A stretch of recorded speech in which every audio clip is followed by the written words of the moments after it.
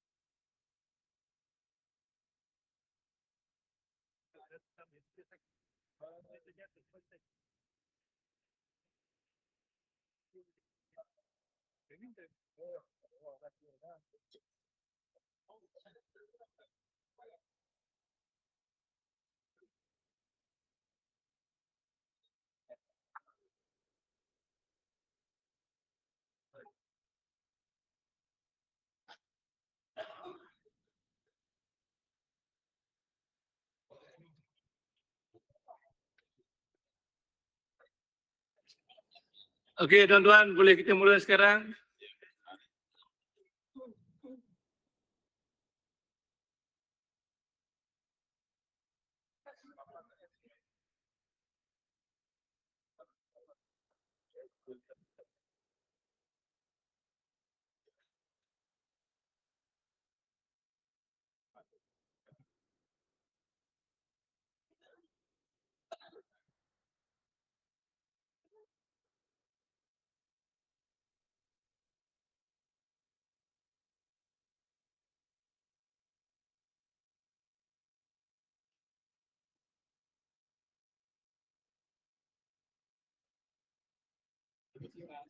Assalamualaikum warahmatullahi wabarakatuh. Salam sejahtera yang berkongsi dan semua ahli dialog. Jadi kita mulakan sesi berikutnya, dialog berikutnya, iaitu masih lagi kluster kedua, iaitu berkenaan dengan pencapaian pentaksiran alternatif murid MBPK. Jadi untuk berikutnya saya persilakan Dr. Radiah untuk menyampaikan slot berkenaan. Silakan. Terima kasih. Bismillahirrahmanirrahim. Assalamualaikum. Salam sejahtera, salam Malaysia Madani. Yang saya hormati Yang Berusaha Tuan Haji Azman bin Haji Adnan, Timbalan Ketua Pengarah Pendidikan Malaysia, Sektor Operasi, Pengurusi DPN Bilangan 2, 2023.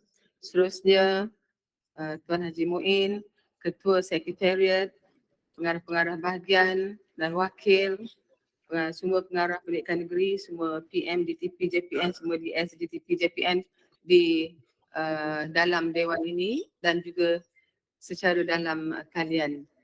Okey, hari ini saya hadir lagi untuk membentangkan satu perkara yang berlainan, iaitu lebih kepada kualiti lah. Kualiti MBBK ataupun murid berkumpulan pendidikan khas. Di sini saya akan bentangkan dari segi pencapaian hasil daripada pelaksanaan pada tahun 2021 dan 2022. So ia dinamakan sebagai pentaksiran alternatif sekolah menengah ataupun disebut sebagai PASM.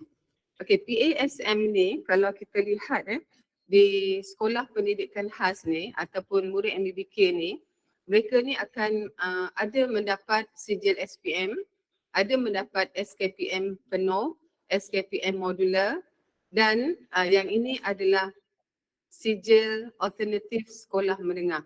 Dia adalah berbeza, dia merupakan pentaksiran yang dilaksanakan oleh guru semasa murid berada di sekolah. Okey. Berdasarkan daripada projek aktiviti yang telah direka bentuk. Dari segi konsep PSM ni, saya terangkan sedikit lah ya. Dari segi konsep PSM ni, dia lebih bersifat autentik, dia bersepadu, dia merentasi kurikulum yang dilaksanakan oleh semua sekolah yang melaksanakan PSM ini. Kemudian dia perekodan ni adalah secara berterusan dan ini lebih kepada ICT base iaitu MyPSM. Menggunakan teknologi pintar secara sepenuhnya lah, itu sebagai medium pentaksiran. Kalau dari segi ciri PSM ni, dia adalah untuk mengesan kebolehan, tapping into abilities, kemudian dari segi menggunakan ada kerangka konsep yang dilaksanakan yang menitik beratkan kepada persekitaran, reaksi, pengenal pasien, pengiktirafan. Dan pelbagai aktiviti yang dilaksanakan ini merupakan elemen pentafsiran yang dilaksanakan oleh guru di sekolah. Pelbagai pentafsiran ini adalah termasuk dari segi teacher's judgement, kemudian dari segi projek aktiviti yang dilaksanakan dan guru membuat penilaian. Penilaian ni adalah konsepnya secara berterusan, dia fleksibel, tak semestinya dia kena buat domain satu, mungkin dia boleh buat domain dua dan sebagainya lah, fleksi. Berasaskan construct ini adalah dia punya latent variable, jadi dia ada dia punya item ataupun dia punya sub construct tersebut untuk mentafsir apa aktiviti yang dilaksanakan oleh pelajar tersebut. Seterusnya merujuk dia ada standard yang ditentukan. Pentafsiran ini disediakan, ownernya adalah lembaga peperiksaan. Ada 27 skala ordinal, dia merangkumi ilmu, amal, mula ilmu, amal, adab dan juga tahap dia ada cukup lebih. Dia berpusatkan kepada murid because dia adalah berdasarkan kepada aktiviti yang telah disediakan untuk pelajar. Dan instrumen yang digunakan adalah environment based assessment instrument. Yang ini yang digunakan untuk mentafsir MBBK secara digital akan diberi kepada murid selepas mereka tamat persekolahan dan pelaporan memang ada setiap tahun. So yang ini saya dah nyatakan tadi, saya skip saja. Okey, berasaskan ada 5 konstruk. Antara konstruk ni adalah domain 1 adalah kerohanian dan nilai murni. Okey.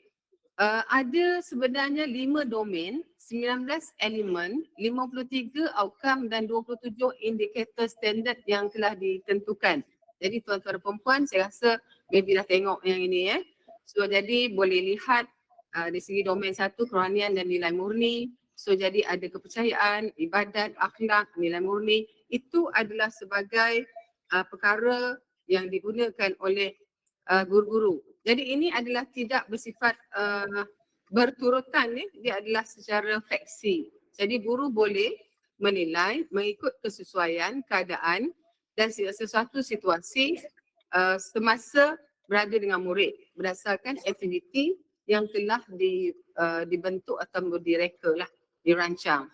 Domain kedua, akademik fungsian. Kat sini ada 4 sub domain tu. Kemudian dari segi domain 3 tu pembangunan personal dan kemahiran interpersonal.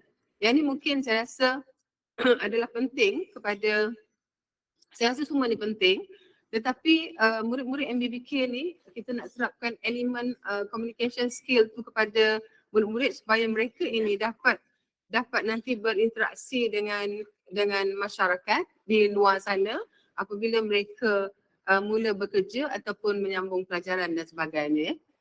Domain yang keempat adalah hidup berdikari. Hidup berdikari ni kerana murid-murid MBBK ni seperti yang kita ketahui, mereka ni kalau duduk asrama dia ada PPM, dia ada yang membimbing mereka dan ada di antara mereka ini memang di bawah kawalan ibu bapa. Mereka ini tidak ibu bapa tidak membenarkan untuk mereka ni melaksanakan aktiviti-aktiviti yang mungkin akan membahayakan ataupun yang mereka kurang percayalah.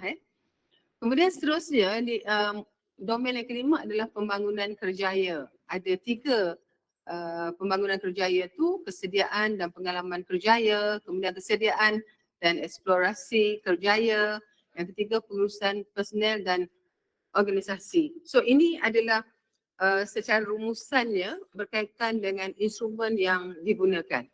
Seterusnya, next, standard yang digunakan, next.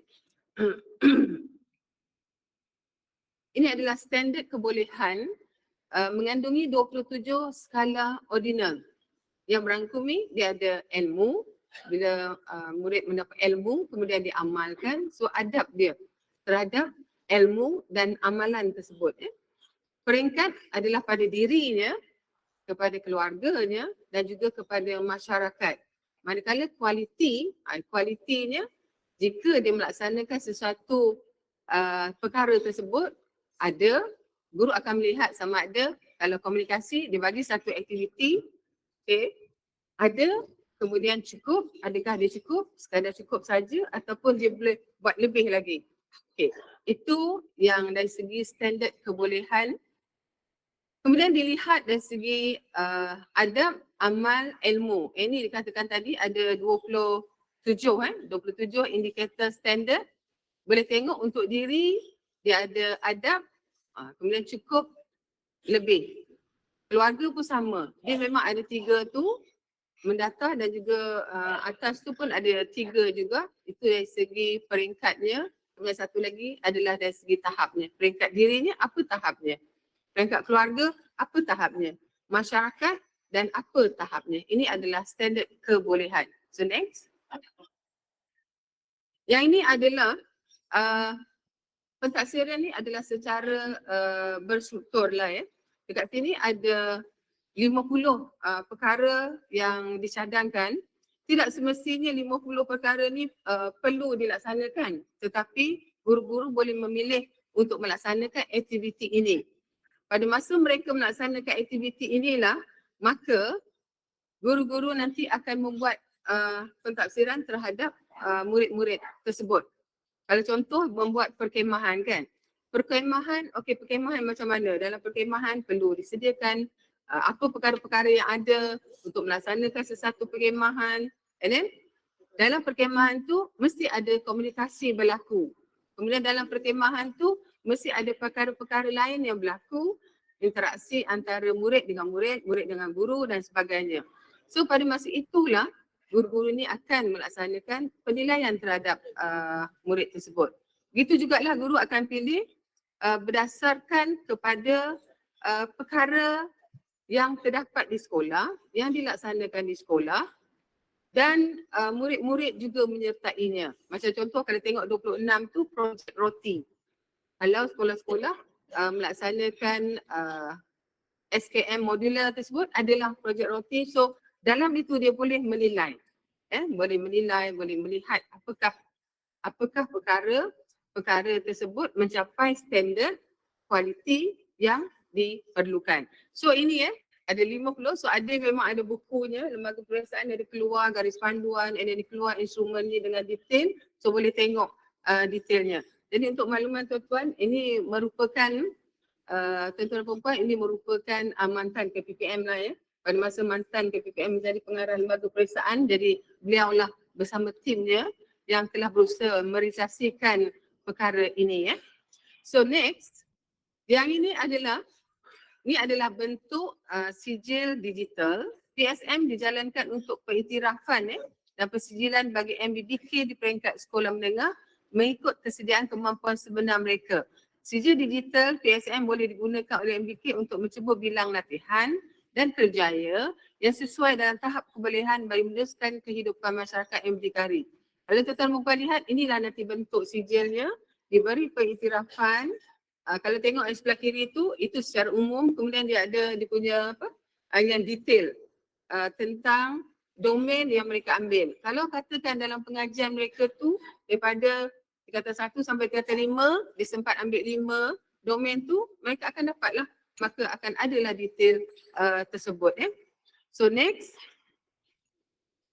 Okay, yang ini kita lihat daripada tahun 2021 hingga 2022, inilah dia domain murid-murid MBBK yang mengambil SASM ni. Kita lihat dalam domain satu mereka akan mendaftar dan mereka akan mengambil. Jadi selalunya apabila murid ni mendaftar dan mengambilnya dan guru dan memang guru akan memberi pentafsiran tu memang jika dia dapat sijil tu bermaksud dia tak hadir ataupun dia sakit dan sebagainya. Tetapi kalau dia hadir memang dia dapat sijil lah penyata tersebut. Laporan memang dibuat setiap tahun, tetapi tahun akhir apabila tamat belajar tu mereka baru akan dapat sijil digital tersebut. Okay. So next, inilah domain-domainnya. So ini adalah mengikut negeri. Kalau dilihat bilangan penerima sijil alternatif sekolah menengah SASM bagi tahun 2021-2022 dalam ni menunjukkan negeri Johor dan juga Selangor menunjukkan bilangan penerima sijil yang tinggi lah. Sijil yang tinggi berbanding dengan negeri-negeri yang lain. Jadi mungkin dekat sini nanti mungkin tuan-tuan perempuan nanti boleh lihat supaya perkara ini perlu digalakkan lagi ke ataupun sebagainya untuk diwar-warkan lagi ataupun dilaksanakan dengan secara aktif di kalangan sekolah. Dan kalau kita lihat macam Kedah, Kelantan Kedah, Kelantan tu, Perak tu, walaupun saiznya adalah sama dengan negeri-negeri yang lain macam Selangor, macam Johor, tetapi kita dapati bahawa bilangan penerima ataupun penyertaan murid terhadap PASM tu adalah rendah. Maksudnya tidak sama dengan negeri Johor. Okey, ini mungkinlah boleh difikirkan ataupun ada strategi dan sebagainya untuk kita bersama-sama. Sebab untuk makluman tuan-tuan perempuan, murid-murid PSM ni, mereka ni adalah ketidakupayaan yang pelbagai tadi. Kalau lihat daripada PSM ni, yang banyak adalah dari segi masalah pembelajaran. Masalah pembelajaran ni adalah terdiri daripada murid-murid yang autism, kemudian yang Down syndrome, kemudian ADHD, disleksia. Ini adalah kategori-kategori mereka. Mereka ini ada yang tidak mampu, tidak boleh nak mengambil SPM, jadi ini adalah sijil ataupun peluang untuk mereka apabila mereka keluar nanti ada penyata. Setidak-tidaknya ada penyata, jadi apabila mereka nak bekerja ke di mana-mana industri ataupun di mana-mana kedai ke, peruncitan dan sebagainya, jadi mereka boleh menunjukkan sijil penyataan tersebut untuk dinilai ataupun digunakan bagi mendapat peluang pekerjaan dan sebagainya ataupun melanjut pelajaran di peringkat sijil dan amalan. Kemudian kalau dilihat seterusnya, next.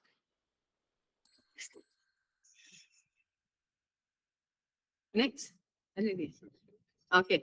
Yang ini merupakan yang saya maklumkan tadi, ini adalah segi masalah pembelajaran yang paling ramai sekali lah, iaitu 90.33% adalah mereka ini yang terlibat di dalam PASM ini. So satu lagi selepas itu sebelum previous slide. Sebelum. Okey. Kalau dilihat pada 2021 sebanyak 56.89 yang mendapat sijil, manakala pada 2022 59.16 lah, dekat sinilah ada peningkatan tersebut. So jadi saya rasa itu saja Tuan Pusi untuk pembentangan ini, jadi mungkin untuk diserahkan bagi perbincangan. Terima kasih. Terima kasih Dr. Terima kasih kepada Dr. Rodia atas penjelasan. Ini satu lagi elemen dalam kemenjadian anak-anak kita yang kita fokuskan kepada anak-anak MBPK. kita mulakan pada tahun 2021 kan, SASM ni.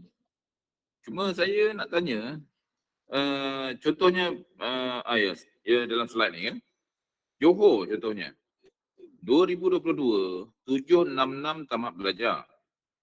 Yang terima 5 SASM 541. So peratusnya ialah 70.62.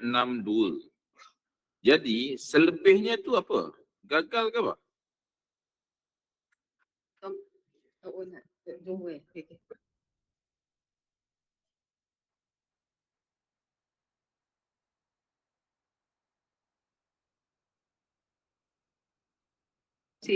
Sebenarnya yang tamat belajar tu macam saya jelaskan tadi, apabila murid MBBK ni dia akan dapat ada 3 sijil lah. Okey, sijil yang dia dapat adalah sijil SPM, kemudian sijil SKPM penuh, kemudian satu lagi adalah sijil modular. Okey. So jadi kalau dilihat dari segi datanya, okey, sebanyak 60 ini 2022 sebanyak 60.33% itu adalah sijil SASM. Manakala 7.29 adalah SKM penuh, 3.39% adalah SKM modular dan selebihnya 22.09 adalah SPM. So jadi diharapkan yang ramai tadi adalah calon masalah pembelajaran, jadi mereka ni mengambil PASM, jadi mereka ini diharap dapat SASM tersebut untuk meneruskan kelangsungan hidup lah. Okey. Sekejap.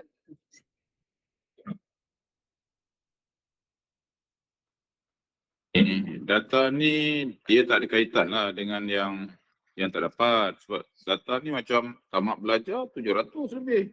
Yang dapat SASM 541. Jadi peratusnya 745. Sebab tidak dikebiatkan dengan yang ada SKM modular, yang ada SPM macam tu. So maknanya daripada 766 ni, ada yang ambil SASM, ada yang ambil SKM, ada yang ambil SPM, betul? Macam tu.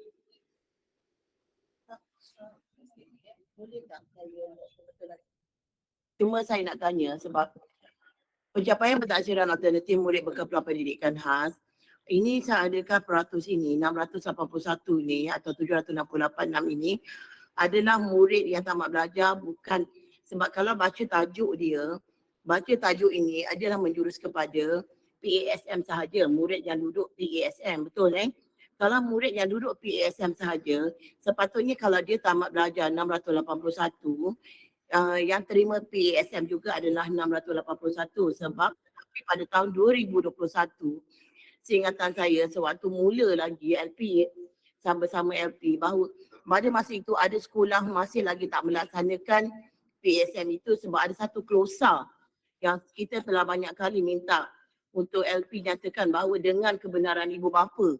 Ingat tak? Saya ingat negeri juga very much aware of that. Tetapi untuk mereka SKM dengan PSM ini, kalau budak yang tidak ambil SPM, dia ambil SKM, dia kena ambil PSASM. Tapi kalau budak yang ambil SPM, dia tak perlu ambil SASM atau PSM ini. Jadi di sini tafsiran tentang data ini kita nak tanya adakah hari ini sebab saya pun tak faham ni. Kalau 766 ini adalah murid secara keseluruhan, adakah 541 ini memang keseluruhan murid yang tak ambil SPM dan dia memang ambil SASM dan berserta dengan SKM, atau kalau murid yang low function, dia mungkin tak akan ambil juga SKM penuh. Mungkin tak, dia ada satu lagi dia punya kurikulum KK, SSM, PKKR, kefungsian rendah. Jadi kalau data ini, pembacaan data ini seolah-olah kalau budak yang kalau ikut tajuk saya berbalik pada tajuk, seolah-olah murid yang PASM itu tak semua terima SASM. Ya, betul. Yang itu pentafsiran kita. Tapi kalau saya baca Dr. pengarah punya tafsiran, dia menyatakan bahawa tamat belajar ini keseluruhan yang ambil SPM dan juga yang bukan ambil SPM. Jadi kalau itu adakah 100% 541 ni yang tamat belajar dia terima semua SASM sebab PASM ini, SASM ini bukan satu sijil yang ada lulus tak lulus. Dia bukan macam yang layak sijil, layak terima sijil. Semua orang yang ada akan ada, cuma dari segi dia dalam dia sijil tu ada yang katakan tinggi, rendah dan sebagainya. Dari segi penguasaan domain. Sebab ada domain banyak-banyak. Jadi yang tu kita nak tanya baliklah Puan Pengerusi tu je sebenarnya. Tajuknya dengan data ini sama macam mana? Sebenarnya dia ada satu lagi data. Dengan saya ni ada. Iaitu yang ini, yang 6255 ni adalah pelajar yang tamat belajar. So 3774 ni adalah pelajar yang mendapat SASM. Manakala yang selebihnya tu adalah pelajar-pelajar yang mendapat SKM penuh. 456. Kemudian tu yang mendapat SKM modular sebanyak 212. Kemudian tu SPM 1382 tu. So jadi dah tolak yang itu. So ini adalah data akhir. Manakala pelajar-pelajar MBBK yang mengambil SASM ini adalah mendapat sijil lah. Mereka daftar saja jadi guru buat aktiviti dan mereka, saya difahamkan mereka ini dapat sijil, penyata sijil oleh lembaga lah. Bermaksud kalau 2021, 2022, bermaksud pelajar-pelajar ini berada di, nak katakan di tingkatan 5 tidaklah. Jadi maksudnya dia berada di umur akhir persekolahan tersebut. Jadi pada masa itulah guru-guru melaksanakan mengikut domain yang bersesuai untuk murid-murid ini bermula daripada Mac sehinggalah kepada akhir pengajian mereka untuk mereka diberi kelayakan sijil. Okey, itu dari segi modus operandinya lah, modus operandinya. Saya difahamkan kalau dia daftar je and then dia tidak sakit, dia bukannya tidak hadir, dia hadir dan melaksanakan aktiviti tu. Jadi penilaian tu tengok kalau dia buat aktiviti, okey ada tak? Ada. Dia tak ada, maksudnya itu dia dah dapat lah. Dia dapat penilaian tersebut. Adakah semua murid ni dia akan dapat SASM? Ya. Semua murid akan dapat SASM. Yes. Cuma yang 70.62% ni ialah murid yang terima Ya. SASM daripada 766. SASM. Ya. Tak, macam mana tu? Tak, maksudnya 3774 ni adalah murid yang dapat SASM. Daripada 6255. Ya. Yang selebihnya? Itu yang tadi saya cakap tadi. Selebih tadi tu yang dia mengambil SPM, yang mereka ini mengambil yang sijil-sijil lain tu tuan. Okey, SKM saya semua. nak clearkan. 6255 ni memang dia ambil semua tak? Ambil PASM tak? Tak, ini yang tamat belajar tuan. Yalah, dia ambil PASM tak? PASM. Dia tamat belajar tak belajar? Mereka tak ambil PASM. Dia ambil lain. Dia ambil lain. PASM ni diambil oleh pelajar-pelajar yang tadi tu, yang saya nyatakan masalah pembelajaran tadi, yang low function tadi, dia mengambil. Manakala yang lain tadi tu, dia mengambil SKM penuh, SKM modular, ada PPKI, yang ambil SKM modular di sekolah harian biasa. Kita ada 360 Maknanya selain daripada 3774 ni lah. Yes, ya, Dia ambil yang lain. Ya, betul tuan. Okey, sebab tadi tidak dinyatakan dalam data ni, jadi kita pun jadi confused. Minta maaf, saya kena betulkan juga sedikit. Saya bimbang lagi confused. Bagi mereka yang ambil SKM yang bukan SPM, dia mesti ambil PASM yang akan mendapat SASM. Bukan berarti kalau dia tak ambil dia ambil SKM, dia tak payah ambil PASM. Tak ada benda ni. Perkara ini memang itu sebabnya sekarang negeri ada sekolah yang tak buat. Lebih baik semasa lembaga peperiksaan memperkenalkan perkara ini, selain daripada yang ambil SPM mesti ambil SASM. Saya ingat saya ingat yang terlibat dengan ni adalah pengarah Kelantan pengurusi. Pengarah Kelantan lama baru. Yang pengarah Kelantan sekarang. Okey, pengarah Kelantan sekarang. Dia sebut kat sekarang tu. Terima kasih. Saya bersetuju dengan Cik Haji Salmah. Sebenarnya pada masa itu kita sebab tu dipanggil alternatif. Iaitu alternatifnya antara SPM dengan SASM. Yang mana calon-calon ataupun yang berpeluang khas ini yang masuk sekolah tu untuk yang cukup syarat untuk menduduki SPM ataupun SASM, dia akan mendaftar, dia akan dinilai bagaimana yang telah dimaklumkan oleh doktor tadilah. Cuma ada masanya ialah calon ini boleh memilih antara dia nak ambil SPM ataupun dia nak mengambil PASM. Dia ada diberi pilihan di situ. Once dia daftar untuk SPM, maka automatically dia tidak boleh lagi meneruskan dengan PSM, masa CJ dia akan berhenti takat situ saja. Dia akan dilaporkan, pelaporannya CJ berdasar pada sehingga dia habis dan sebelum dia mengambil SPM. Itu satu kaedahnya, ya. Dan di sini juga saya juga nak menerangkan iaitu faktor kebenaran ibu bapa. Itu satu lagi yang telah ditekankan oleh pihak pendidikan khas pada masa itu, supaya kita adakan satu lagi elemen iaitu elemen kebenaran ibu bapa untuk menduduki PASM. Sekiranya tidak setakat ini saya dapat maklumatnya ialah ada ibu bapa yang tak nak menghantar pada PASM. Itu yang menjadikan kalau tengok data itu, kalau data kata-katalah Johor ke Kelantan pun samalah. Kita tamat belajarnya ialah contoh punya Kelantan 481, tetapi yang terima ataupun yang telah pun selesai SASM 259 ya. Dengan 53%, kemungkinan lagi di sini ada lagi calon-calon ini yang tidak habis lagi pun sebab dia mungkin ada yang mungkin yang belum mencapai 19 tahun contohnya, mungkin masih lagi meneruskan dengan PASM dia itu. Itu antara yang dapat saya beri maklumat lah. Mungkin Cik Basri boleh confirm lah ya benda ni. Terima kasih, Tuan Musi. Terima kasih Tuan Musi.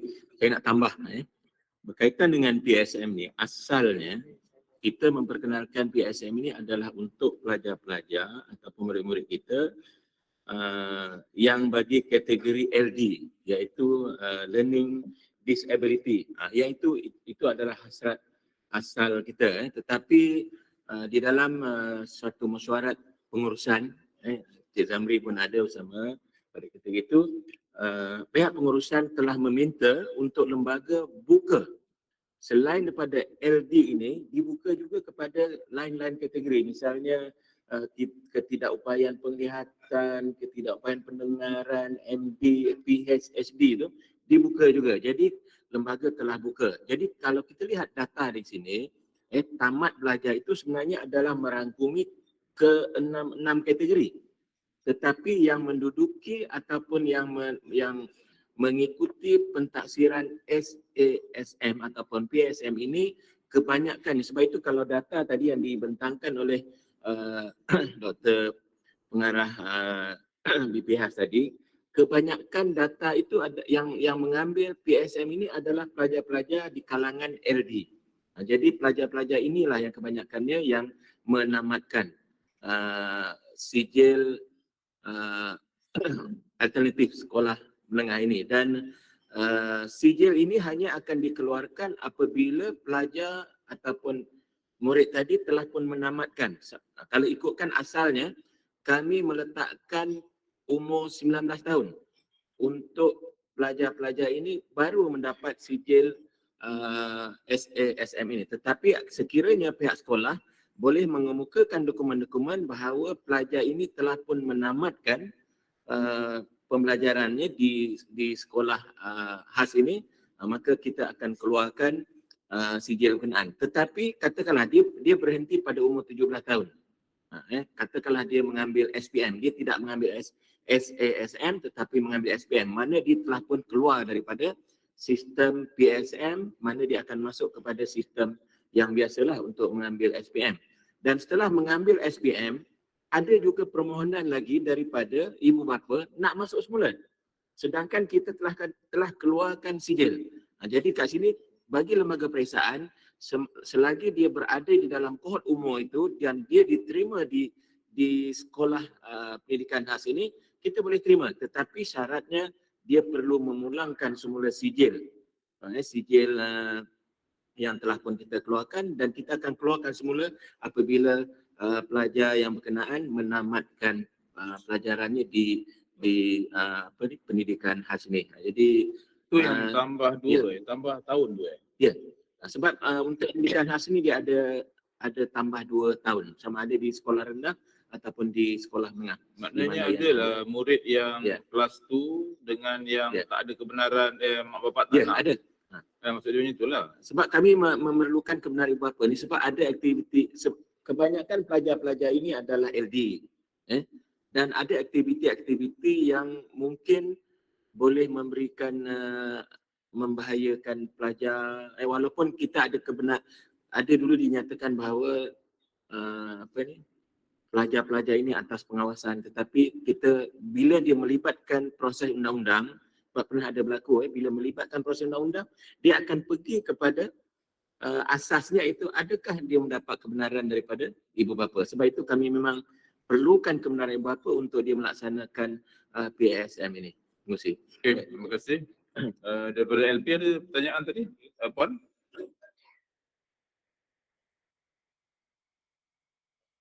Ada mic?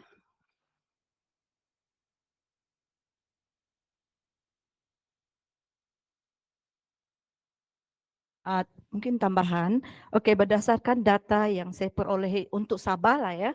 Data yang ditunjukkan di sana ialah 465.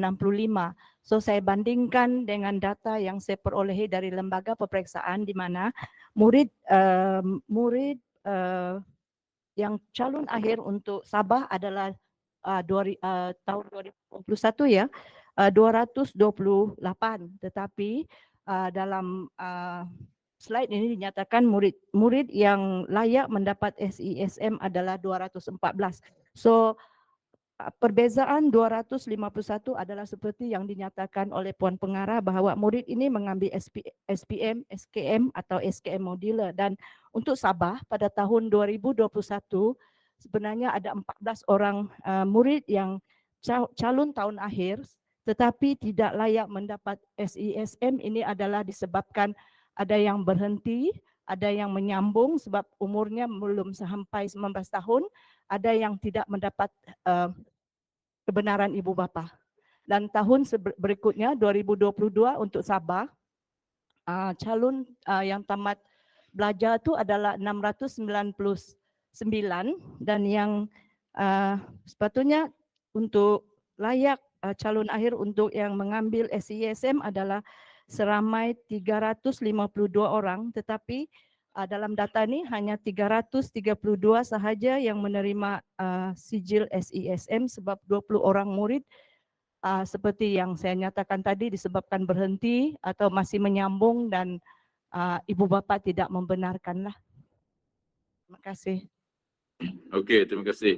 So kita faham begitulah. Maknanya kita tidak boleh melihat PSM ni sama macam SPM. Kan? Sebab dia berbeza dan daripada yang terima SSM pun macam Sabah tadi dia ada perbezaan kerana ada yang tak habis belajar ni. Mana dia keluar daripada sistem lah kan. Belajar. Okey, ada lagi? Ya. Ini nak bercakap juga dengan lembaga peperiksaan sebenarnya. Bila dinyatakan perkara ini saya bangkitkan dah banyak kali juga dalam mesyuarat. Cuma yang ini, bila kebenaran ibu bapa untuk peperiksaan PSM atas alasan bahawa ada aktiviti yang membahayakan seperti memotong dan sebagainya. Saya ingin nak tanya juga dengan kurikulum. Adakah semasa murid ini nak mengikuti kurikulum KSSMPK yang mana dalam tu ada aktiviti-aktiviti memotong dan sebagainya perlu kebenaran ibu bapa. Jadi apabila ada kebenaran ibu bapa, perkara ini berlaku pada 2021. Ada sekolah yang mana guru tak bersedia pada waktu itu. Ini perkara benar dan sampai ini pun ada lagi. Jadi dia akan menasihatkan ibu bapa untuk untuk tidak menduduki atau memberi penjelasan yang kurang tepat kepada ibu bapa. Jadi saya melihat di sini apabila kefahaman itu kurang, itu yang jadinya kita dapati betul Dr. Rodian, ada yang tak terima SESM itu asal tak penduduk, tak tidak ikut. Jadi saya melihat adakah wajar daripada segi itu sebab SPM, adakah SPM itu apabila nak ambil SPM perlu mendapat kebenaran ibu bapa. Dan besar betul saya membenarkan anak saya untuk duduk SPM. Jadi di sini saya tak tahulah tentang do away. I still think that perkara yang do away dari segi kebenaran ibu bapa itu masih lagi wajar pada pandangan saya. Mungkin saya galak lah. Saya minta maaf. Tetapi ingat tahu kenapa Spirit adakan SASM ini. Apabila murid sebelum ini, bertahun-tahun sebelum 2021, murid hanya berhenti dengan sijil berhenti sekolah. Ingat tak sijil berhenti sekolah? Jadi tanpa ada satu. Saya ingat lembaga fight untuk hadirkan satu sijil yang ada cop lembaga peperiksaan. Tiba-tiba bila ada cop lembaga peperiksaan, ada pula satu hikap yang menyatakan, halangan menyatakan kena ada kebenaran itu. Jadi budak ini akan habis berhenti sekolah dengan sijil berhenti sekolah balik lah. Jadi the idea of having that defeat the purpose of having PASM ini. Oh, at the end of the day dia akan dapat SASM. That is why saya cuma mohon untuk penelitian semuanya lah pengurusi. Lembaga kata kebenaran ni justifikasi apa? Yang you cakap tadi? Dalam perkara ini sebenarnya kita dah bincangkan banyak lebar dalam MPKBM rasanya. Oh ya. Dan keputusan mesyuarat dah diambil. Cuma satu perkara lagi ialah antara kebenaran ibu bapa yang diperlukan ni apabila kita buka PSM ni kepada lain-lain kategori. Kalau dulu kalau kita gunakan LD saja, semua pelajar ini tidak mengambil SPM. Tetapi bila kita buka kepada lain-lain kategori, ada ibu bapa dia kata saya nak anak saya ambil SPM. Ada kata ambil PSM saja. Jadi yang ini sangat penting. Bila katakanlah apabila pihak sekolah mengambil keputusan pelajar ni ambil PSM dan dia tidak menduduki SPM dan tanpa dimaklumkan kepada penjaga, dia akan menjadi isu. Sebab bagi lembaga peperiksaan, kita tidak membenarkan calon untuk mengambil 2 peperiksaan di dalam 1 tahun. Jadi dia mesti pilih SPM ataupun PSM. Saya mengusi. Sebenarnya dah ada keputusan dasar lah berkaitan dengan perkara ini. Okay. Memang ada pengurusi. Cuma pada masa itu kita banyak kali juga masa itu mereka lah BPH banyak kali menulis surat untuk melihat semula revisit keputusan tersebut. Sebab kenapa dia panggil bukan LD saja kerana kena ingat bahawa ada juga murid pekak dan buta ni, the deaf and the blind, dia adalah murid yang memang tak boleh juga ambil SPM kerana low function atau moderate. Kena ingat bila dari segi pendudukan memilih dari segi kurikulum yang 4 jenis kurikulum itu, it is based on kognitif dia. Dan high function, low function dengan moderate.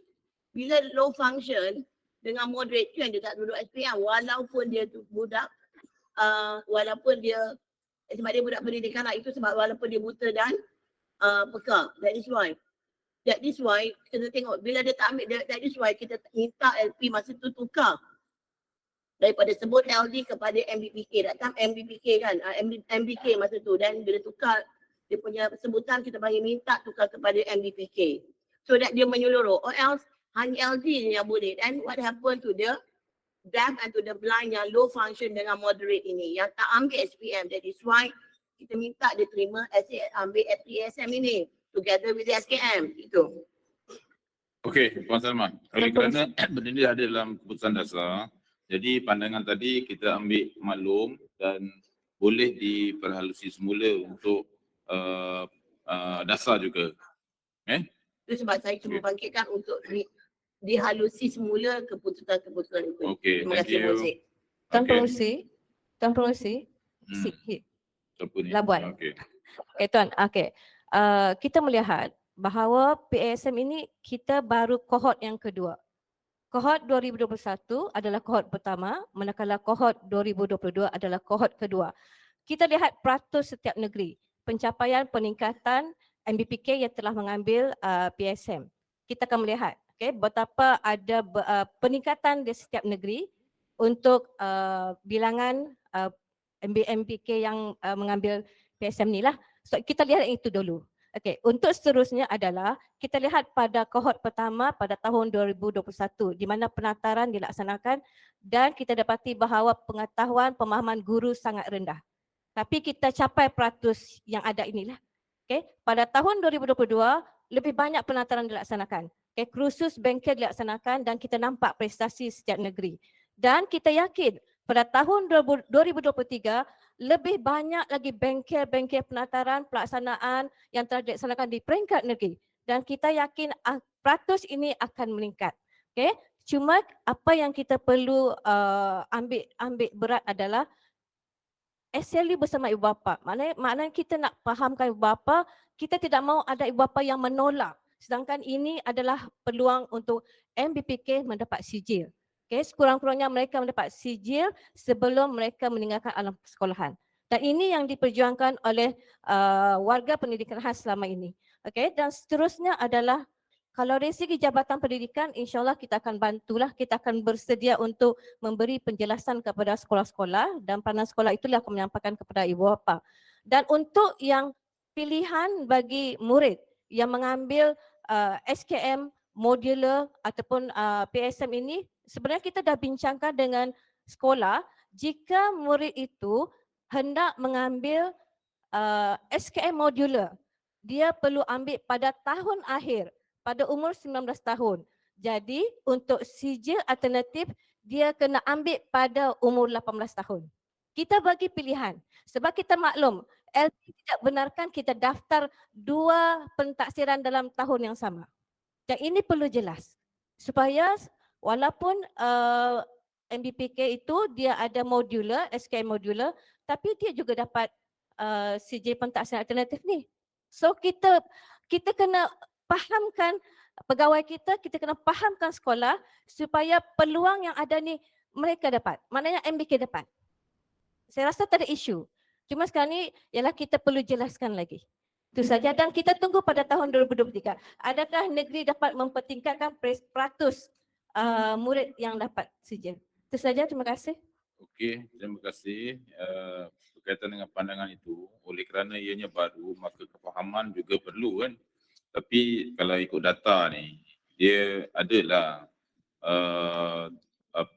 usaha-usaha yang telah dilaksanakan apabila peratusan yang terima SSM ni semakin meningkat lah. Okey, ada lagi yang lain? Okey, kalau tak ada, kita berhenti setakat ini untuk PSM ni. Kita pergi kepada yang terakhir. Satu lagi yang kita jarang kita bincangkan iaitu berkaitan dengan murid peralihan. Silakan BPK.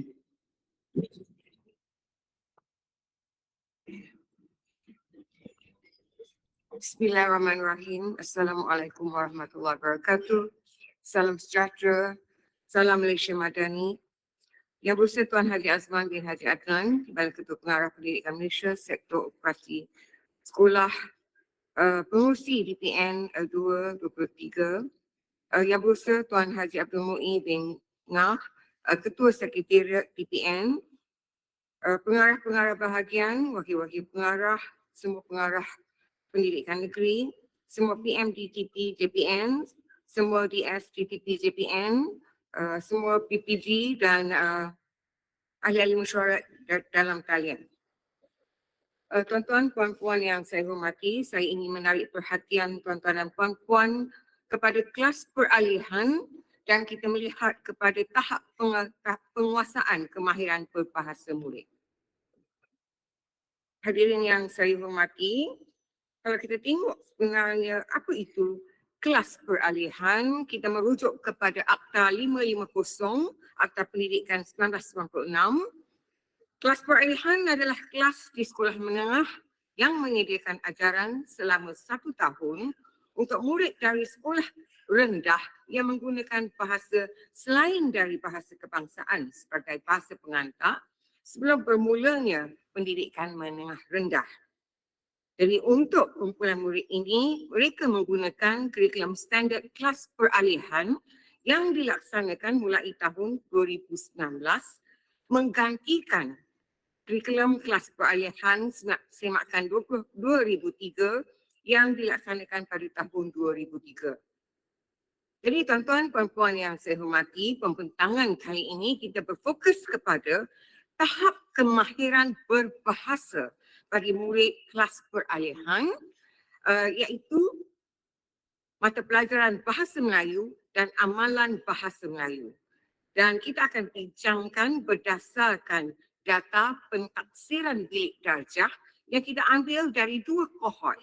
Yang pertama, pelaporan sesi akhir akademik 2022-2024 pada Mac 2023 dan kohort kedua atau kohort satu lagi dari pelaporan pertengahan sesi akademik 2023-2024 pada Oktober 2023.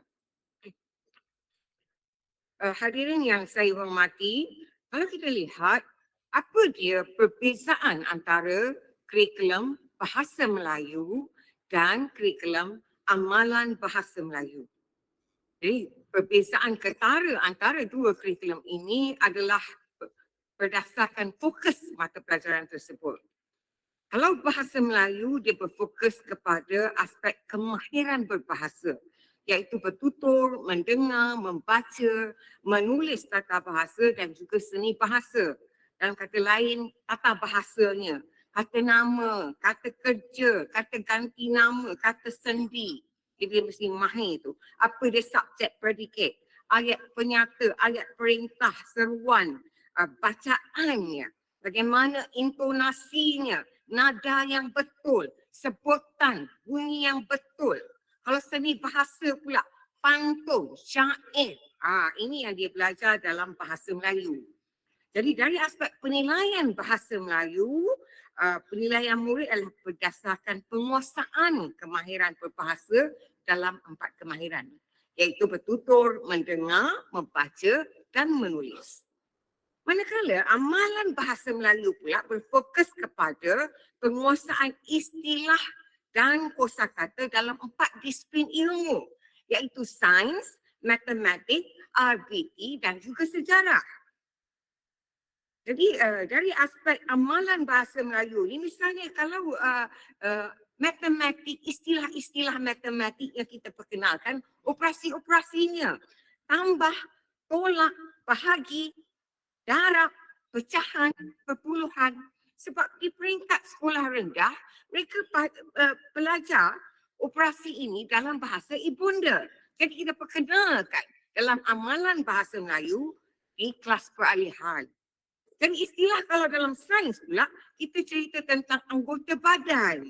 Kita cerita tentang deria, fungsi-fungsi deria, rasa yang spesifik, masam, masin, pahit, manis, bukan setakat sedap tak sedap, tapi spesifik kepada istilah, didih, sejat, beku dan sebagainya.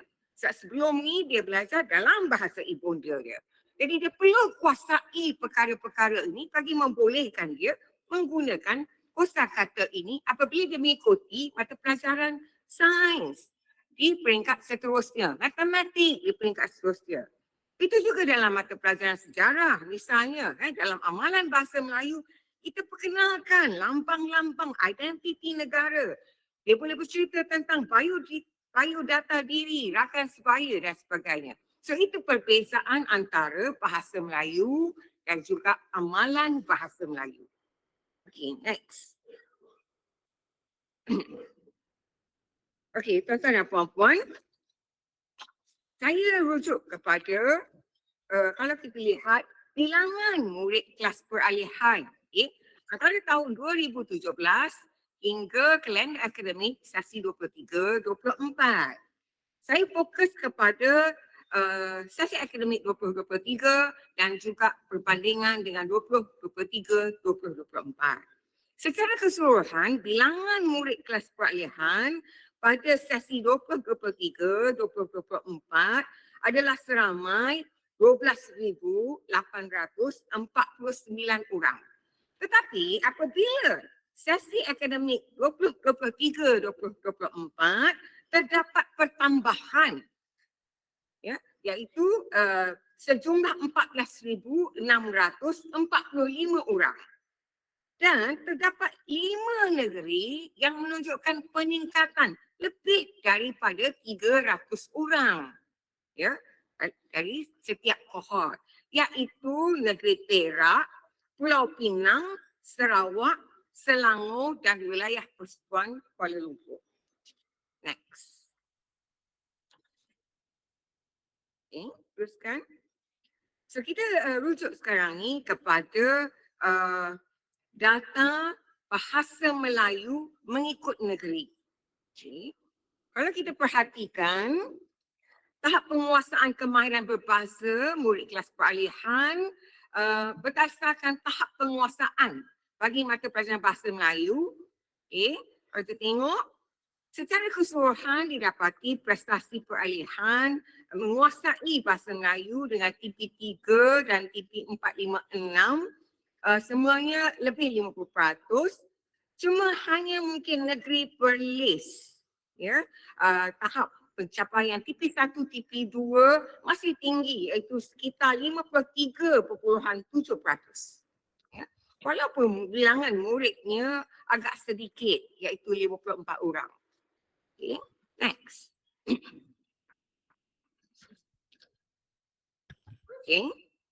Jadi ini pula pada peringkat kebangsaan, sama tadi kita tengok ya. So, next. Okay, ini adalah data berterusan sesi akhir akademik bagi amalan bahasa Melayu. Okay, ada 2 data yang kelari dekat situ kalau kita tengok.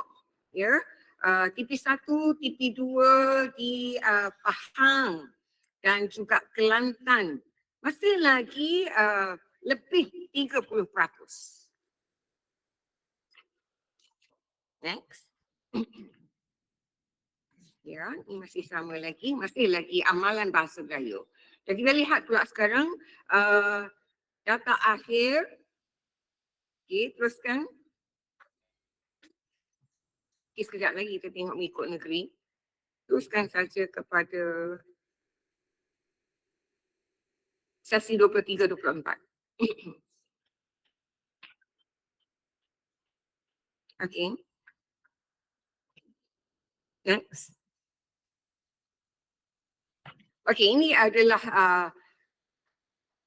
pada peringkat kebangsaan untuk bahasa Melayu.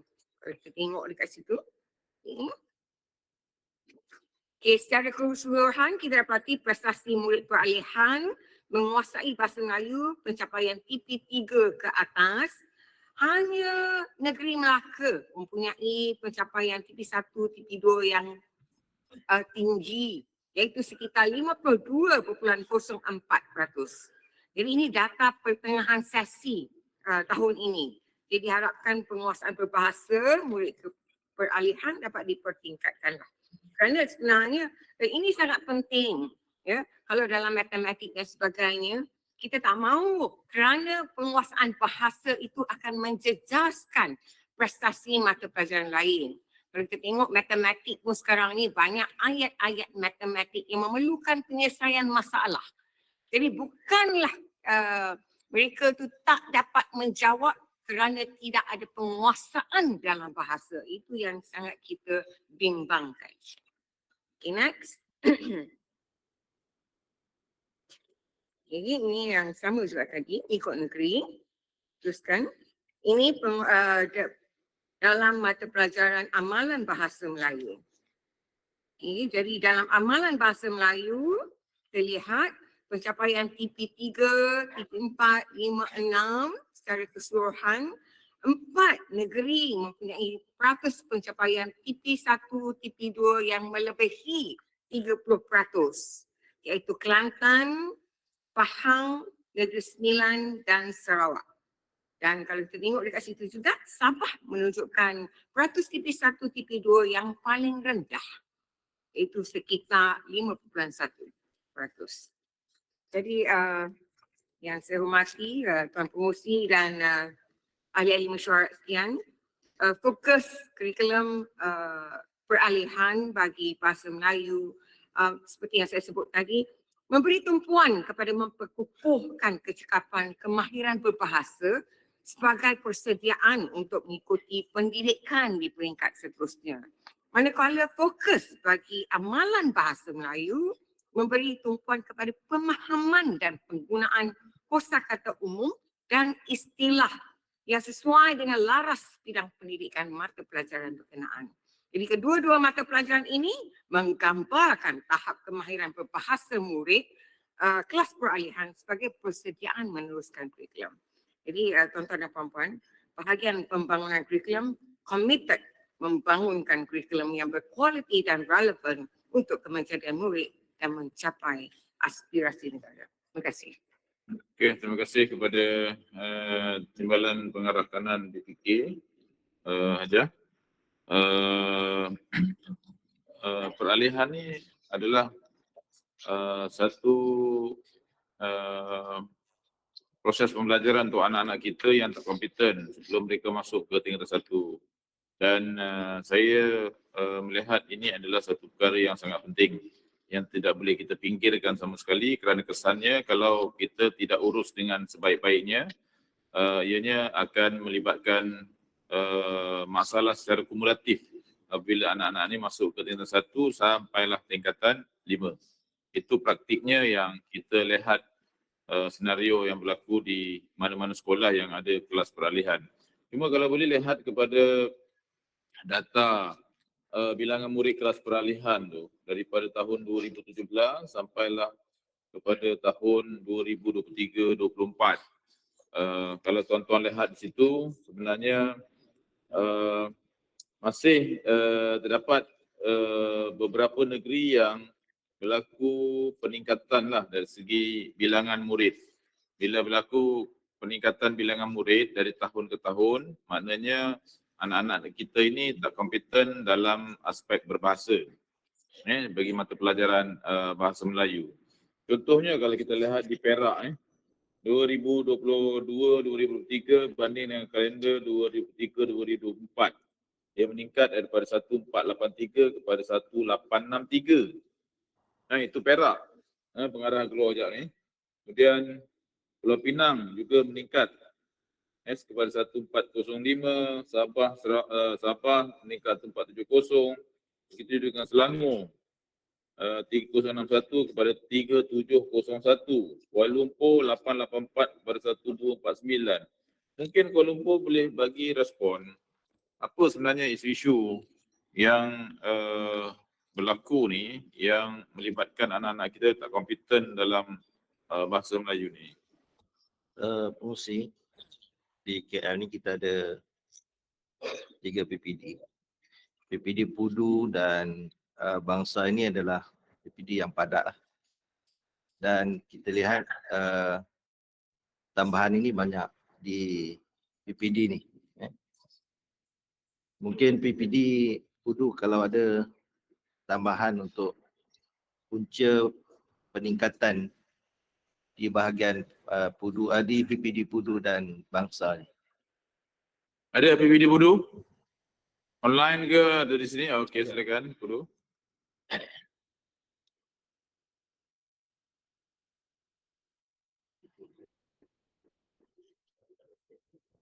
Assalamualaikum warahmatullahi wabarakatuh, Tuan Pengerusi dan ahli dialog sekalian.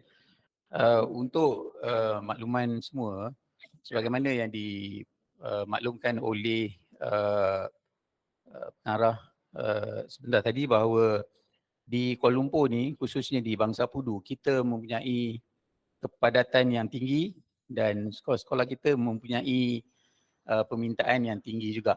Ya, ramai daripada sekolah-sekolah sepadan juga nak masuk ke daerah sekolah-sekolah di daerah Bangsa Pudu. Tetapi apa yang lebih penting kepada kami ada murid peralihan di Bangsa Pudu 625 orang di 23 buah sekolah. Apa yang penting bagi PPD Bangsa Pudu ialah kita telah memasukkan di dalam 2023 di dalam plan taktikal di sektor pembelajaran untuk memberi tumpuan kepada pencapaian murid di kelas peralihan dengan memberi fokus kepada 2 mata pelajaran ini, iaitu Bahasa Melayu dan ABM.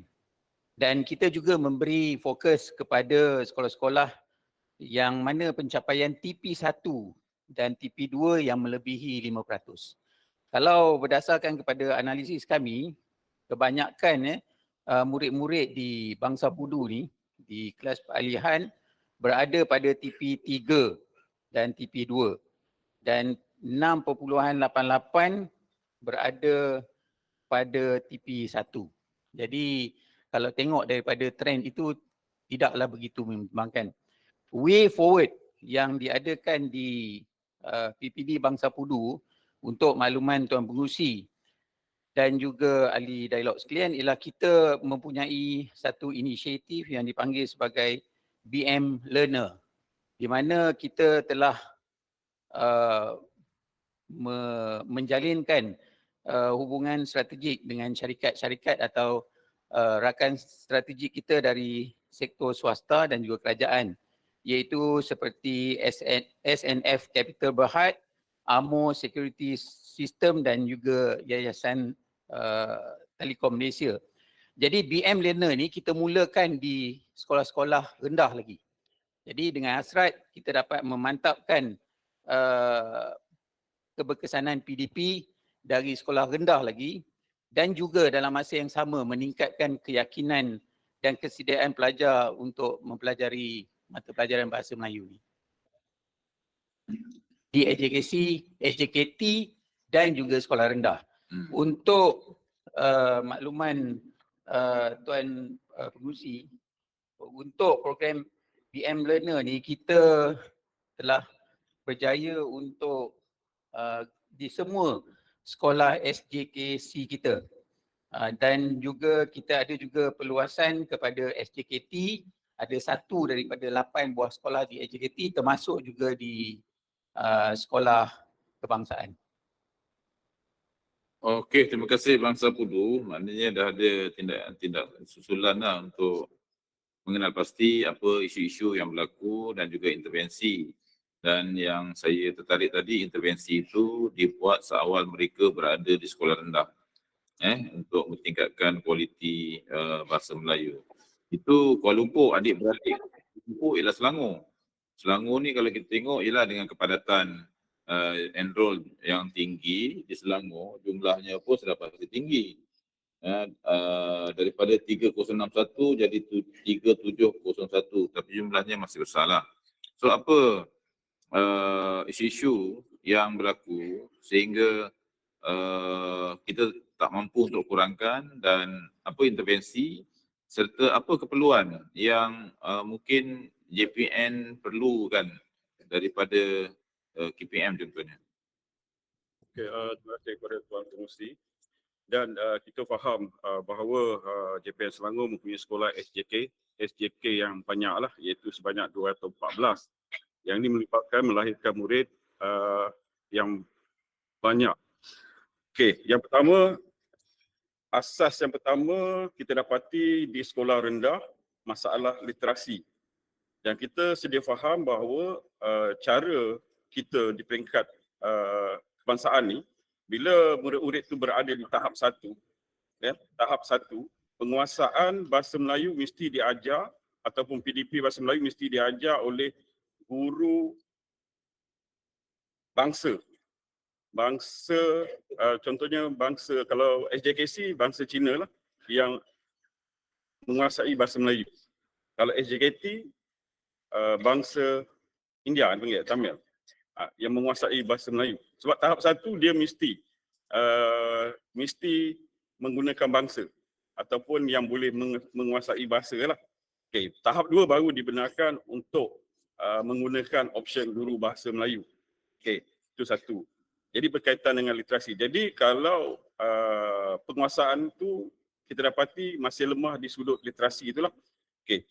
Yang kedua, bila berada di sekolah menengah, kan, sebab dia carry forward daripada sekolah rendah. Yang ini kita kena pasti kaedah PDP guru lah. Tapi dalam hal ini kita sekarang sedang memantapkan kemahiran dan kreativiti guru dalam pelaksanaan PDP yang berkesan melalui aktiviti didik hibur. Dan bagi sekolah rendah pula, kita sekarang ni sedang kita telah menghasilkan modul berkaitan dengan literasi bahasa Melayu sekolah rendah. Kan? Di mana kita telah buat penataran kepada 60 2 buah sekolah fokus dan kita memilih sekolah ini berdasarkan jumlah murid yang belum menguasai kemahiran membaca. Jadi kita menggunakan kaedah BOBA ni ataupun modul literasi bahasa Melayu sekolah rendah. Dan yang ni disebarluaskan kepada semua sekolah dalam bentuk salinan lembut ataupun soft copy. Dan seterusnya kita sedang berusaha juga melaksanakan penataran modul ni untuk semua sekolah untuk memastikan bahawa fokus kita untuk memastikan meningkatkan penguasaan literasi dan di sekolah rendah lagi supaya nanti bila masuk menengah kelas peralihan ni dapat kita kurangkan dia punya enrollment dia. Ini maknanya modul literasi tak? Ya. Untuk sekolah Sekolah rendah. rendah. Dia level apa ni yang modul ni beri fokus? Level murid macam mana? Literasi yang bagaimana? Jadi yang kaedah yang boleh menguasai kemahiran membaca. Kemahiran membaca. Ya. Okay. So Perak, saya nak tanya Perak. Perak pun jumlahnya ramai kan. So apa strategi Perak? Seawal anak kita berada di sekolah rendah, tadi 2 KL, Selangor, dia melihat kalau nak atasi perkara ini bermula daripada sekolah rendah kan. Walaupun ada isu lah di peringkat tahap 1 tu pembelajaran diajar oleh guru yang mesti daripada kaum Cina dan sebagainya sebab murid baru masuk sekolah dan dia punya bahasa tu ialah bahasa ibunda kan. Bagaimanapun dia serupa juga dengan murid-murid lain kan, cuma murid ni dia bila kompetensi dia di aras bawah minimum lah kan. So apa strategi Perak untuk intervensi lebih awal kepada anak-anak ini khususnya di sekolah-sekolah yang tendensinya ramai kemungkinan untuk masuk ke kelas peralihan berdasarkan pada saringan yang dibuat. Saringan tu pun kita sebenarnya melihat dari segi ujian kan. Kalau kita lihat dari segi PPD saja pun tak boleh jadi kayu ukur sebab tu ada ujian khusus untuk melayakkan mereka ke tingkatan 1. Silakan Perak. Terima kasih Tuan Pengerusi, tuan-tuan dan puan. Sebagaimana yang kita sedia maklum, isu-isu tu seperti Tuan Pengerusi sebutkan tadi, mungkin samalah ya. Dia punya asasnya ialah tentang latar belakang, kemahiran komunikasi masyarakat dan juga murid-murid ya. Apabila dimohon ya cadangan pandangan berkaitan dengan apakah tindakan-tindakan awal bagi kita mengesan ataupun kita membuat penambahbaikan kepada murid-murid ni khususnya daripada SJKC dan SJKT seperti negeri-negeri lain merupakan antara negeri-negeri yang punya bilangan sekolah yang besar lah ya. Jadi kita di Perak telah pun meneliti perkara ini dan kita telah pun mengadakan perbincangan berfokus sebenarnya ya berkaitan dengan isu-isu penguasaan bahasa di peringkat SJKC dan SJKT malah di peringkat rendah ini ya. Bukan sahaja di peringkat sekolah tetapi melibatkan di peringkat sektor pembelajaran dan juga kita sangat bertuah lah ya di Perak ni kerana kita juga mendapat perhatian khusus daripada Esko Kerajaan Negeri untuk Esko Pendidikan sendiri yang memberi fokus kepada isu-isu peralihan yang puncanya daripada sekolah rendah itu yang perlu diambil tindakan.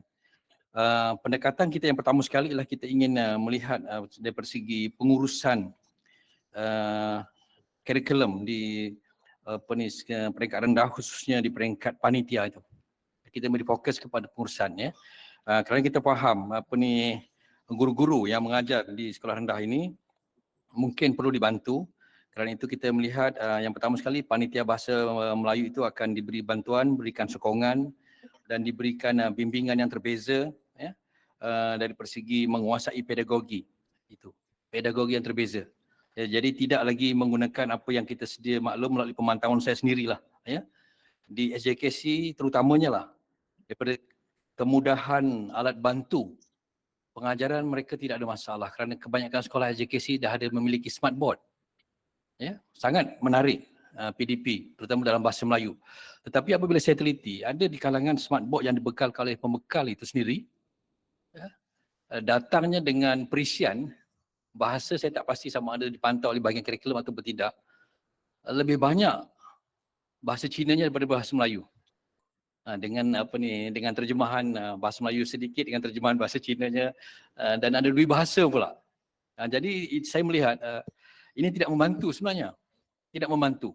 Tetapi itulah yang ada yang berlaku di SJKC. Dibekalkan, memang mereka ada smartboard, ada perisian, tapi perisian yang datang bersama-sama dengan kecanggihan alat itu tidak membantu.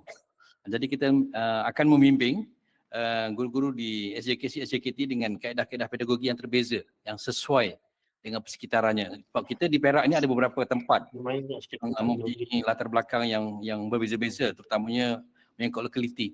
Ya, itu satu. Yang keduanya kita juga akan merancang melalui perbincangan selepas ini itu kita untuk kita upskilling ataupun reskilling guru-guru yang walaupun mereka dalam option bahasa Melayu di SJKC dan SJKT, tapi perlu dibantulah, ya, perlu dibantu bagi membantu murid-murid itu macam saya sebutkan tadi, mengadakan untuk mereka lebih diperkasakan daripada segi pedagoginya, ya, dan lebih berfokus. Itu yang pertama. Itu yang kedua. Yang ketiganya agak sedikit berbeza. Melalui kunjungan saya dan juga pegawai-pegawai di peringkat daerah dan juga di peringkat sekolah yang berhampiran, kita telah pun mappingkan beberapa lokaliti sekolah. Isunya di SJKC, SJKT inilah kurangnya pendedahan murid-murid. Ya, kurangnya pendedahan sesama ataupun dengan kaum lain contohnya, ya. Jadi kita ada beberapa sekolah yang kita akan rintis sekarang ini.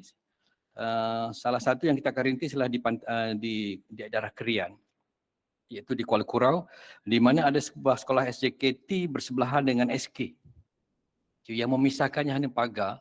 Jadi mungkin melalui, ya, inisiatif ini kita akan buka pagar itu untuk memberi laluan dalam waktu tertentu dalam PDP supaya murid ini berkongsi bilik darjah, diajar oleh beberapa orang guru di SK dan SJKT ataupun SJKC itu bersama-sama. Ya, jadi ini melalui pendedahan. Saya kira itu lebih cepat membantu anak-anak ini berinteraksi dan dia lebih bersedia, ya, untuk bergaul dan pada secara tidak langsung akan membuat penguasaan bahasa Melayunya akan lebih baik. Dan ini kita juga akan cuba di beberapa SJKC di tempat-tempat lain lah. Yang ini kita akan rintis. Itu yang berlaku lah di Perak. Terima kasih. Okay. Terima kasih kepada pengarah Perak. Menarik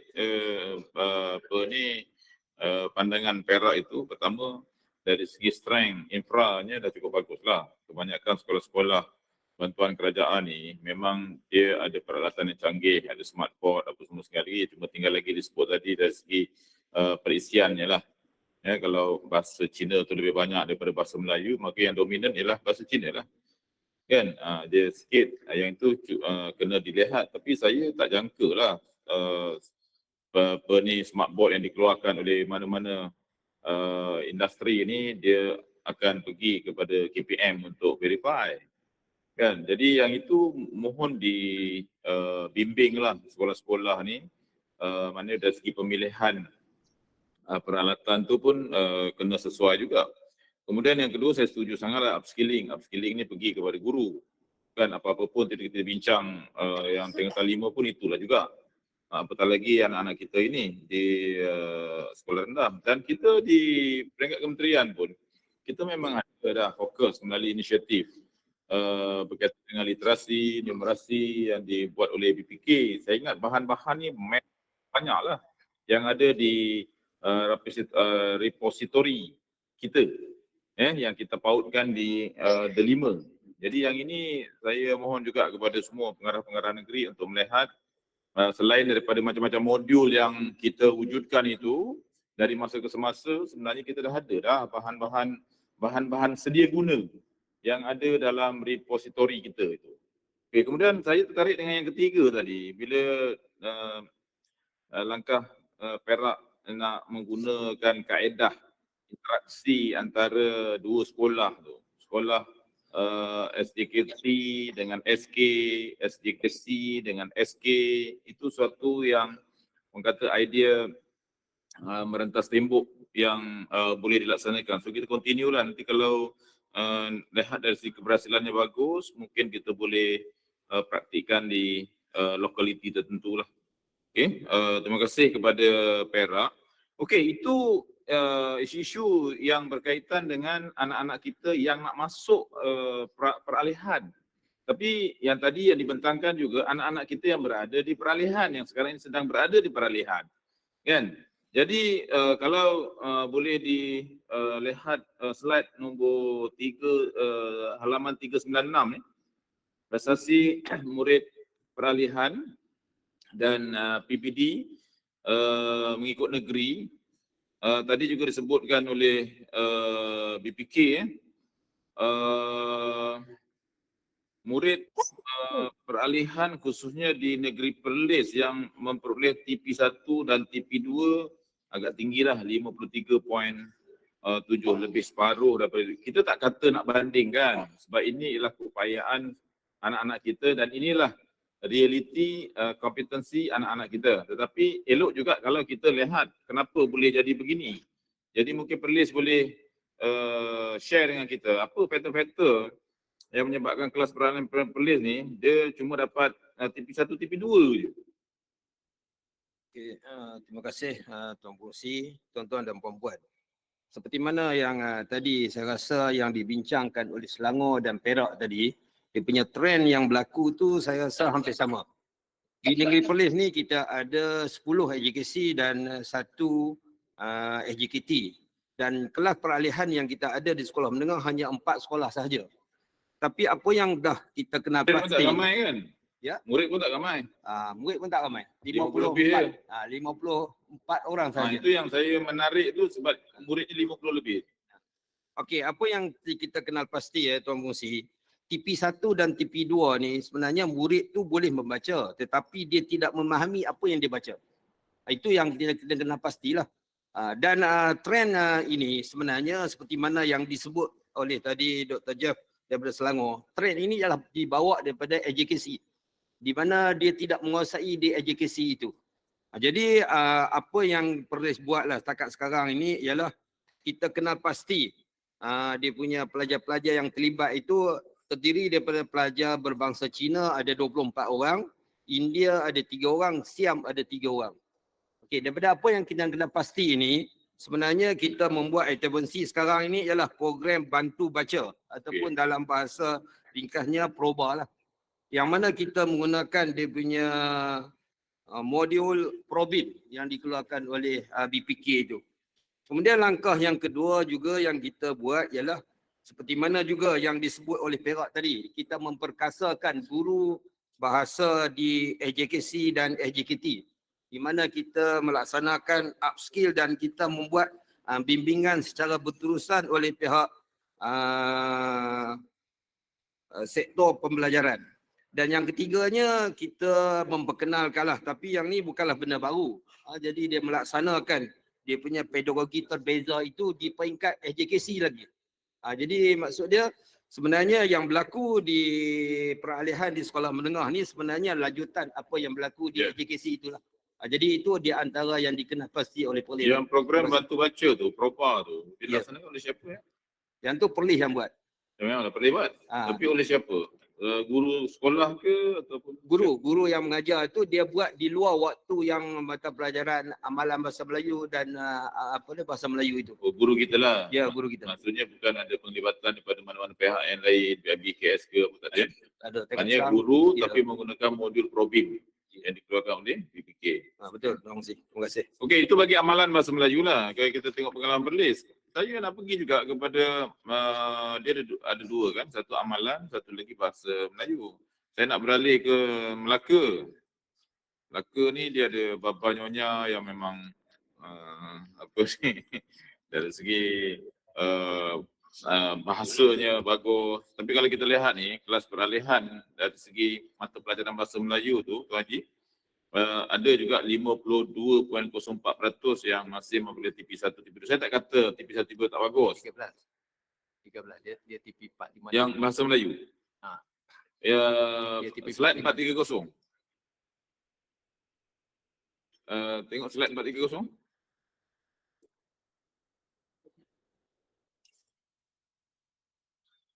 Slide yang tadi ya.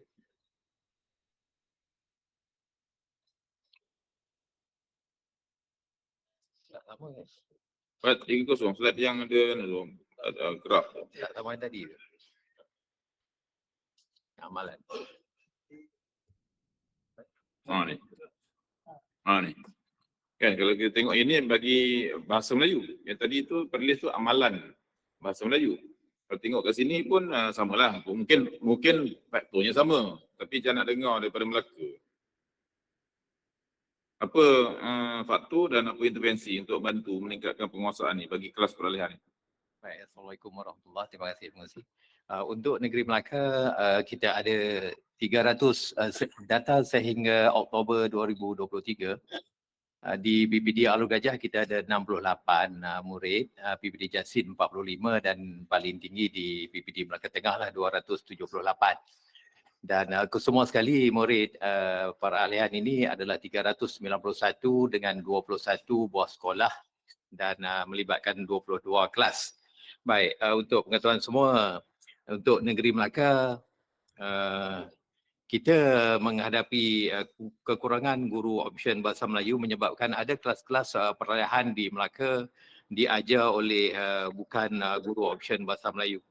Baik, yang keduanya kita dapati di negeri Melaka, isu dia adalah keterampilan murid secara fokus di sekolah. Okay. Kemudian yang ketiganya kita dapat lihat data penguasaan kemahiran yang dikutip sehingga bulan Jun 2023 menunjukkan kelemahan bertutur yang membawa kepada 46.41%, kelemahan membaca 36.67 dan menulis adalah 61.03%. Dan kita dapati juga murid-murid peralihan kita masih lemah dalam suku kata dan memahami ayat. Jadi untuk itu beberapa intervensi yang telah kita ambil di negeri Melaka. Saya lihat sama juga seperti di Selangor dan juga di Perak tadi, iaitu kita terpaksa menggunakan guru dari bangsa dia sendiri. Dan kita telah lihat bagaimana berkesannya kita bawa guru dari bangsa dia sendiri untuk mengajar dia. Dari semasa ke semasa lah, bukan selalu. Maksudnya kita bawa guru sekolah rendah dia ke kelas peralihan. Kita telah lihat ada yang mencapai keputusan SPM yang baik pun dengan menggunakan guru bangsa dia lah. Okay, dan saya telah berjumpa dengan guru-guru conforming school baru-baru ini, 10 orang pengetul conforming school, dan mereka pun beritahu perkara ini. Anak-anak daripada sekolah rendah jadi SJKC apabila masuk ke sekolah menengah mereka, penguasaan bahasa Melayu dia sangat-sangat lemah, yang mereka terpaksa menggunakan guru dari bangsa dia yang mahir dalam berbahasa untuk membantu di sekolah menengah. Baik, keduanya saya lihat di negeri Melaka yang paling saya rasa yang paling berkesan dan paling menyeronokkan, havoc lah bagi kita, ialah apabila kita di negeri Melaka melaksanakan Festival Megah Bahasa Melayu dengan kerjasama DBP dan juga Persatuan Peranakan Malaysia. Kita telah laksanakan di sebuah sekolah conforming school iaitu di York Bin, yang melibatkan semua murid-murid peralihan pergi ke sana dan mereka berbicara dalam bahasa Melayu. Ada pertandingan seperti pantun, syarahan dan sebagainya. Dan saya lihat festival ini sangat-sangat meriah. Baik, seterusnya untuk guru-guru yang bukan option tadi, yang bukan option BM yang terpaksa mengajar di kelas peralihan, kita mengadakan latihan-latihan untuk mereka dengan lebih memberi tumpuan kepada PDP terbeza. Dan kita lihat alhamdulillah daripada sini nampak agak berkesan. Dan seterusnya kita juga mengadakan program-program seperti bacaan 5 minit sebelum PDPC bermula. Dan untuk pengetahuan pengusi, di negeri Melaka kita telah melancarkan sejak tahun 2021 iaitu tentang Havoc STEM. Havoc STEM ini bermula daripada pra-sekolah sehingga ke tingkatan 5. Iaitu sewaktu PDPC anak-anak ini diajak berbicara dalam STEM. Dan di situ kita lihat bagaimana mereka boleh berbicara dengan baik dalam 3 bahasa, iaitu bahasa Melayu, bahasa Inggeris dan juga bahasa ibunda mereka. Kadang-kadang ada juga yang berbahasa orang asli Rupanya bahasa orang asli ni dia agak lain sikit. Dan ada yang begitu. Di situ kita nampak berlakunya perbincangan ataupun artikulasi yang sangat baik. Di situ saya lihat macam ada sedikit sumbangan kepada peningkatan ataupun prestasi di kelas-kelas peralahan kita. Itu je. Sharing tu, cuma tadi disebutkan kekurangan guru bahasa Melayu banyak. Kurang bahasa Melayu sehingga tak ada cikgu untuk Dia bukan kelas kata kekurangan banyak sangat. Cuma ada beberapa sekolah yang kelas peralihan dia itu diajar oleh bukan guru option bahasa Melayu. Sebab di sekolah itu tak cukup untuk fokus pada bahasa Melayu. Saya kena tengok balik.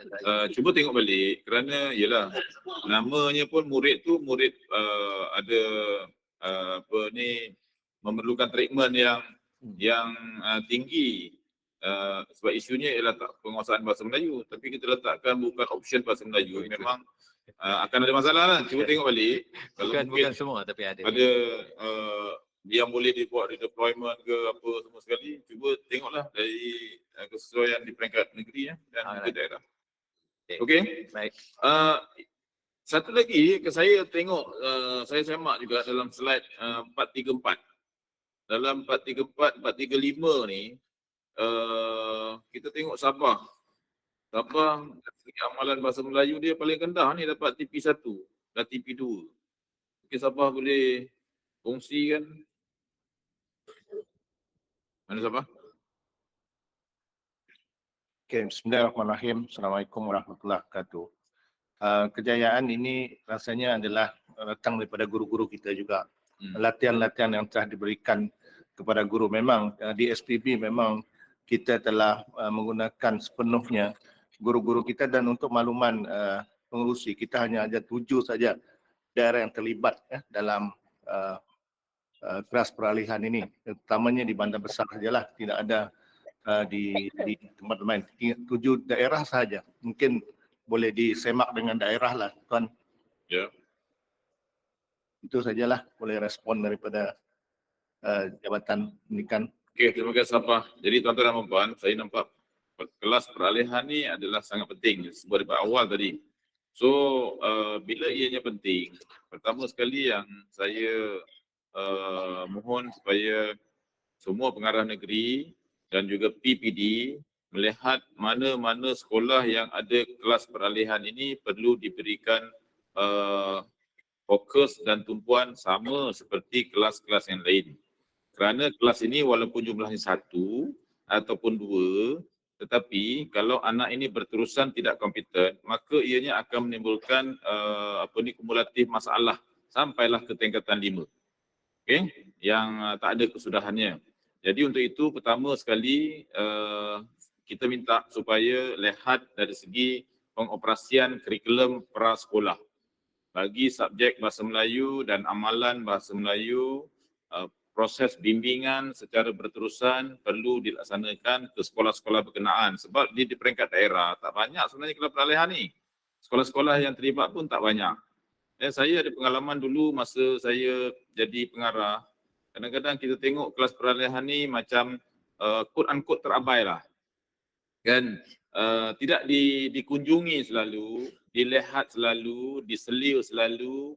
Malah guru-guru yang diloketkan ke kelas ini juga kita kurang memberi tumpuan untuk kita upskillingkan dia dan sebagainya. Cikgu ni tuan-tuan, momentum dia akan meningkat kalau dia rasa seronok. Dan rasa seronok itu antaranya ialah siapa klien dia. Kan? Kita mengajar, kalau anak-anak kita kompeten, kelas 5 sains, seronok kita mengajar 5 sains, cakap sikit, dia pandai banyak. Kan? Mengajar kelas nombor 12, sengsara tuan-tuan. Kan? Jadi kita terpaksa pelbagaikan kaedah kita dan sebagainya. So, yang inilah yang kita perlu lihat. Apakah sebenarnya bimbingan yang perlu kita bagi, galakkan yang perlu kita beri kepada guru-guru yang mengajar kelas peralihan. Dia dalam mengajar kelas tak kompeten. Tapi kalau dari segi suasana kelas, dari sokongan kita, kuang kita bagi, itu yang kadang-kadang dia tak berapa menjadilah kepada anak-anak. Saya tak kata tuan-tuan tak buat, tetapi kemungkinan ada berlaku dan pengalaman saya zaman purba dulu memang ada berlaku. Kan? Mungkin sekarang ni dah tak ada lah. Tapi kemungkinan ada. Jadi mungkin itu boleh dilihat sebagai satu perkara yang sangat penting lah. Dan modul-modul yang tuan-tuan telah buat tadi daripada banyak perkongsian oleh JPN Negeri itu satu tindakan yang proaktif, yang sesuai dan perlu diteruskanlah. Harapan kita, masa saya berada di PPSH, walaupun untuk tempoh yang singkat, bila saya menganalisis data-data kelas peralihan ini, saya nampak tidak ada penurunan, tetapi berlakunya peningkatan dalam skala yang mungkin tak berapa besar, tapi dalam range yang sama. Kalau 12,000 maknanya 12,000 begitu. Tak ada berkurangan. Jadi dia punya indikator mudah saja. Kalau data itu tak kurang, maknanya mungkin ada sesuatu yang kita kurang.